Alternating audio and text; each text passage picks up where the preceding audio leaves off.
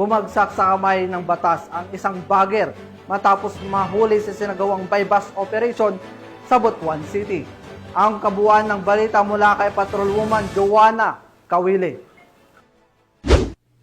Nahuli sa ikinasang bypass operation ng mga otoridad ang isang bagger ng kilalang grocery store matapos mahuling sangkot umano sa iligal na droga sa barangay Agusan Pequeño, Butuan City. Kinilala ang suspect na si alias Janjan, 26 anyos, binata at residente ng Purok Maabi, Abihon sa nasabing barangay. Ayon sa ulat ng pulisya, kabilang si alias Janjan sa listahan ng mga street level individual o street level drug personality. Nasabat mula sa kanya ang tinatayang 3 gramo ng hinihinalang shabu na may halagang 20,400 pesos. Isinagawa ang operasyon ng mga tauhan ng Station Drug Enforcement Unit at Butuan City Police Station 2 sa pangunguna ni Police Captain Moises Macalulot Jr. Sa ngayon, nasa kustodiya na ng Station 2 ang suspect at nakatakdang sampahan ng kasong paglabag sa Republic Act 9165 o ang Comprehensive Dangerous Drugs Act of 2002. Patuloy ang paalala ng pulisya sa publiko na makipagtulungan sa kampanya kontra iligal na droga upang mapanatili ang kapayapaan at kaligtasan sa komunidad.